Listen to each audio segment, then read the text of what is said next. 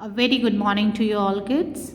And today we have to discuss the teachings of Jainism. In this chapter, we have already discussed about the Buddhism and Gautam Buddha, his enlightenment, how he attained that, और फिर क्या क्या हुआ उनके life में, how the followers were there. ये सब कुछ हम लोग अपने प्रीवियस वीडियोस में ब्रेक के पहले, जब हम लोगों ने एग्ज़ाम्स के पहले अपने क्लासेस वगैरह किए थे, तो we have discussed all that. So today we will discuss the teachings of Jainism. Okay, Jainism में 3 jewels बताए गए हैं, 3 रत्न. ओके, जो महावीर ने सिखाया, ये महावीर की बताई हुई बातें हैं. The 3 jewels are, the first one is right belief, second one is right knowledge, and the third one is right action. Okay, Mahavir का ये मानना था कि जो लोगों का एक्शन है वो उनके प्रेजेंट लाइफ को तो असर करता ही है. आप आज जो कर रहे हैं वो आपके वर्तमान पे तो असर डालता ही है, बल्कि इसके साथ साथ वो ये भी असर डालता है कि आपकी आने वाली ज़िंदगी, आपका नेक्स्ट लाइफ कैसा होगा. ओके, सो सैल्वेशन, जो मोक्ष की प्राप्ति के बारे में हम बात करते हैं, वो अचीव किया जा सकता है, मुक्ति मिल सकती है, जो आत्मा को शांति मिलती है वो मिल सकती है through these 3 jewels. Okay, through the right belief, right knowledge and right action. Jain monks take the concept of non-violence very seriously. non-violence के बारे में बातें बुद्धिज़्म में भी की गई हैं.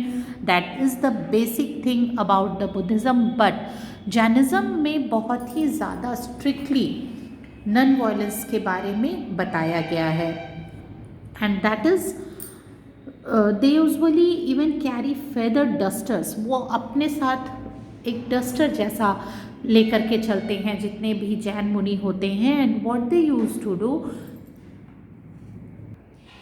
कि जब वो चलते हैं तो अपने रास्ते में उस डस्टर से, वो जो अपने हाथ में लिए रहते हैं, उससे सामने साफ करते चलते हैं, ब्रश करते चलते हैं, हटाते चलते हैं चीज़ों को, ताकि इवन कोई छोटी सी चींटी या कोई इंसेक्ट, कोई कीड़ा, कोई भी चीज़ जो उनके रास्ते में आए जब वो चलते हैं, तो वो उसको किसी भी तरह से हार्म न करें. मतलब एक चींटी को भी उनसे कोई परेशानी ना हो, वो किसी भी तरह से न मर जाए या कोई उसे कष्ट ना हो और वो उसके रास्ते से हट जाए.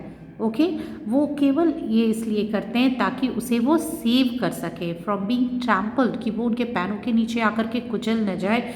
And they also do not use the footwear. वो चप्पल भी नहीं पहनते हैं जैन मुनि.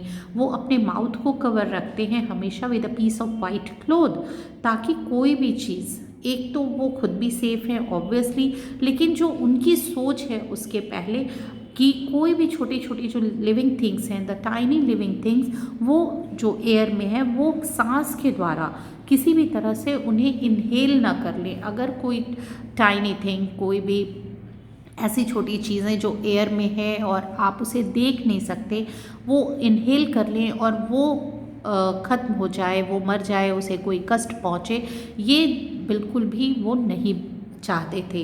इसीलिए वो अपने मुंह पे हमेशा वाइट क्लोथ लगाए रखते हैं जितने भी जैन मुनि होते हैं. तो these all were the teachings of Mahavira. ये बहुत ही ज़्यादा स्ट्रिक्ट होते हैं अपने इस नॉन वायलेंस के कंसेप्ट को फॉलो करने के लिए, और उसे फॉलो करते भी हैं. जो जैन लिटरेचर है, that is the original teaching जो प्रिजर्व किया गया है is through the oral traditions. Means किसी एक ने कहा, उसे दूसरे ने सुना, फिर उसने तीसरे को पास ऑन किया. This is the oral tradition. लेकिन और इस ओरिजिनल टीचिंग के अलावा भी बाद में धीरे धीरे इसे लिखा जाने लगा, क्योंकि ओरली चीज़ें एग्जैक्टली द सेम नहीं रह पाती हैं, कई बार उनमें बहुत तरह के चेंजेस आ जाते हैं. सो इन्हें 14 पूर्वाज और टेक्स्ट में लिख दिया गया. और at the end of the 4th century BC एक जैन मंक थे जिनका नाम स्थूलभद्र था. He was called a great council at Patliputra and arranged the Purvas into 12 angas और sections. ये जो 14 पूर्वास थे, इसे उन्होंने 12 अंगों में या सेक्शंस में डिवाइड कर दिया था, और बाद में कुछ न्यू मटेरियल्स भी उसमें ऐड किए गए जिसे उप अंग कहा गया. जो 12 अंग थे उसे उप अंग, जो बाद में और चीज़ों को जोड़ा गया, उन्हें उप अंग और माइनर सेक्शंस कहा गया. Okay, then if we talk about the spread of Jainism, the spread of Jainism was from Odisha in the east to Gujarat in the west and Mysore in the south, and it was patronized by many kings. बहुत सारे राजा जो उस वक्त के थे उन्होंने इसे follow किया और उससे बहुत ही अच्छे से मानते चले गए. The famous temples like the Dilwara temple and the Shravanbelagola in Karnataka, these all prove that the so many kings of that time patronized Jainism and they followed it very seriously, और इस तरह के temples भी बनाए गए. लेकिन इसका जो डिक्लाइन था वो भी बहुत ही ज़्यादा जल्दी, बहुत ज़्यादा पॉपुलर ये नहीं हो पाया अमंग द कॉमन वंस. और इसका जो बहुत बड़ा रीज़न था वो ये था कि ये मास इन्फ्लुएंस को नहीं मेंटेन कर पाया. इतने स्ट्रिक्ट रूल्स थे जैनिज़्म में, या हैं आज के भी वक्त, इतने ज़्यादा स्ट्रिक्ट रूल्स हैं कि एक आम इंसान के लिए इन्हें फॉलो कर पाना बहुत ही ज़्यादा मुश्किल है. सो it had very strict and austere tenets and following them called for deep faith and strong character. कोई एक इंसान जो बहुत ही ज़्यादा विश्वास भरा हुआ हो, जिसके विल पावर्स बहुत ज़्यादा स्ट्रॉन्ग हो, जिसे ये बिल्कुल विश्वास हो कि मुझसे एक चींटी भी नहीं कुचली जाएगी, किसी इंसेक्ट को मैं हार्म नहीं कर सकता, मुझ में किसी भी तरह की कोई गलत भावनाएं नहीं आएंगी. जो इंसान इतना स्ट्रॉन्ग होगा वही जैनिज़्म को फॉलो करने के लायक है. So there were very strict rules जिसके कारण इसका मास इन्फ्लुएंस नहीं हो पाया. And it was very difficult for the common one, as I have already said, कि अगर कोई किसान है तो क्या वो जैनिज़्म को फॉलो कर सकता है? जब वो अपनी खेतों में अपनी ज़मीन पे हल चला रहा है तो उस मिट्टी के नीचे न जाने कितने ही ज़्यादा इंसेक्ट्स भरे हुए हैं, कीड़े हैं, या वो अगर हार्वेस्ट भी कर रहा है तो वो प्लांट्स को भी काट रहा है. तो वो भी एक तरह का नॉन वायलेंस मतलब वायलेंट एक्ट है जो नॉन वायलेंस टीचिंग्स को नहीं फॉलो करता, क्योंकि उनके हिसाब से वो प्लांट में भी लाइफ है तो वो उसे भी नहीं काट सकता. वो प्लगिंग नहीं कर सकता क्योंकि सॉइल अगर इधर उधर होंगे तो उसमें इंसेक्ट्स हैं, वो उन्हें नहीं मार सकता.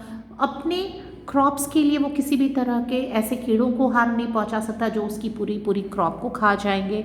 अगर कोई कीड़े हैं जो आपका पूरी खेती को बर्बाद कर रहे हैं तो obviously you will try to put some insecticides और pesticides in your farm.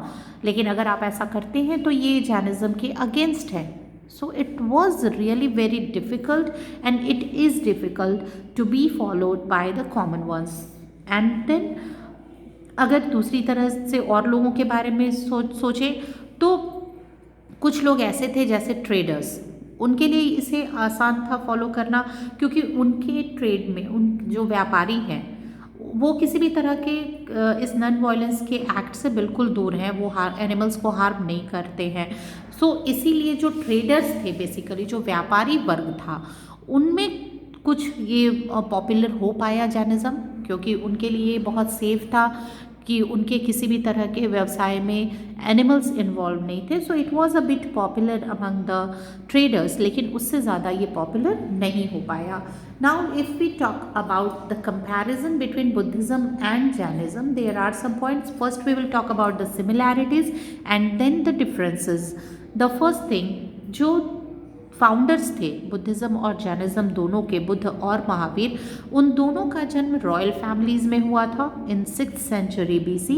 Then they both founders gave up worldly pleasures to become sages. ये दोनों बहुत ही अच्छी फैमिली से आते थे, रॉयल फैमिली से आते थे, हर तरह की सुख सुविधाएं थी उनके पास, लेकिन उन दोनों ने हर चीज़ का त्याग कर दिया सिर्फ साधु बनने के लिए, संत बनने के लिए और लोगों को शिक्षा देने के लिए, to attain the salvation. Okay. Then the third one, both religions preached ahimsa and respect for all forms of life, a righteous life. कि इन दोनों ने अहिंसा को बहुत ज़्यादा बढ़ावा दिया, उस पे ही चलने की लोगों को सलाह दी और बहुत ही शांति भरा हुआ रास्ता लोगों को दिखलाया जहाँ हिंसा ना हो, किसी तरह के आपस में भेदभाव ना हो, कोई परेशानियाँ ना हो और आप बस मोक्ष की प्राप्ति के लिए ध्यान में रहें और लोगों की सेवा करते रहें. Both of them denounced the authority of the Vedas and taught a code of conduct by which to live. इन दोनों ने इस बात को मानने से बिल्कुल इनकार किया जो वैदिक एज से चला आ रहा था, जो यज्ञ हवन पूजा पाठ वाले जो सिस्टम्स थे उस चीज़ से इन दोनों का इनकार था। और कुछ जो बेसिक कोड ऑफ कंडक्ट थे, जो रूल्स, जो पाथ फॉलो करना था, वो इन लोगों ने बताया कि how to reach to God and how to be a quiet one, how to live a peaceful life, and how to attain the salvation. And both stressed on the theory of karma and attainment of moksha. कर्म, आप जो कर्म करेंगे आपको वैसा ही फल मिलेगा, इस बात पे बहुत ज़्यादा इन दोनों ने ध्यान दिया। अगर आप किसी के साथ अच्छा कर रहे हैं तो आपके साथ भी अच्छा होगा। ज़रूरी नहीं कि वो अच्छाई तुरंत आपको पलट के नज़र आने लगे या आपको मिल जाए, बट कहीं ना कहीं वो अच्छाई आपको ज़रूर मिलेगी। सो अपने कर्म को अच्छे रखने की सलाह इन दोनों ने दी। And then both preach their thoughts in Pali and Prakrit which the common people could understand easily. इन दोनों ने जितनी भी शिक्षाएं दी वो पाली और प्राकृत भाषाओं में थी, जो उस वक्त लोगों के लिए एक कॉमन लैंग्वेज था, लोग आसानी से इसे समझ सकते थे और फॉलो करते थे। So they both gave all their thoughts in Pali and Prakrit language. Now let us talk about the differences. First thing, Buddhism taught non-injury only to animate or living objects. Jainism taught that even inanimate objects have a soul. Buddhism में ये कहा गया like the insects, the end, the animals, इन्हें harm ना पहुँचाए, इन्हें क्षति ना पहुँचाए, इन्हें किसी तरह से ना मारें। लेकिन जैनिज़्म में पेड़ पौधों तक को भी हार्म करने से बिल्कुल इनकार किया गया और उस पर भी रोक लगाई गई। Buddhism preaches that one must follow a middle path as Buddha was opposed to extreme penance. Mahavira advised his followers to undergo intense physical suffering. Buddhism में बहुत एक्सट्रीम पे नहीं गए थे गौतम बुद्ध। वो एक ऐसा जहाँ सबके लिए शांति हो, सभी के लिए उसे फॉलो करना आसान हो सके, और बहुत एक्सट्रीम पे जा कर के किसी चीज़ को मानने की सलाह उन्होंने नहीं दी। जबकि महावीर ने बहुत ही एक्सट्रीम स्टैंडर्ड्स सेट करके, लिमिटेशन सेट करके रखे थे अपने फॉलोअर्स के लिए, जिसमें फ़िज़िकल सफरिंग भी बहुत ज़्यादा था और उसे ही फॉलो कर रहा था। सो बुद्धिज़्म में एक्सट्रीम के बारे में बात नहीं हुई थी, मिडिल पाथ की बात होती थी, जहाँ आप अपना काम भी कर सकें, अहिंसा न करें, शांति बनाए रखें, लोगों से मिलजुल के रखें, सभी के लिए सेवा भाव रखें, लेकिन एक्सट्रीम नहीं, तकलीफ़ दे के नहीं। लेकिन महावीर के प्रीचिंग्स में, उनके थॉट्स में एक्सट्रीम चीज़ें नज़र आती हैं जो कि फॉलो कर पाना बहुत ज़्यादा मुश्किल हो जाती थी कई बार। So these were some differences and the similarities between Buddhism and Jainism. We have completed that. Now what you have to do, you have to learn this, sum it up. आप ये पूरा पढ़ेंगे, learn the middle ones, underline the dates, learn each and everything, do the back exercises, and you will get the question answers also. Okay, so go through the chapters and learn each and everything. Okay, thank you.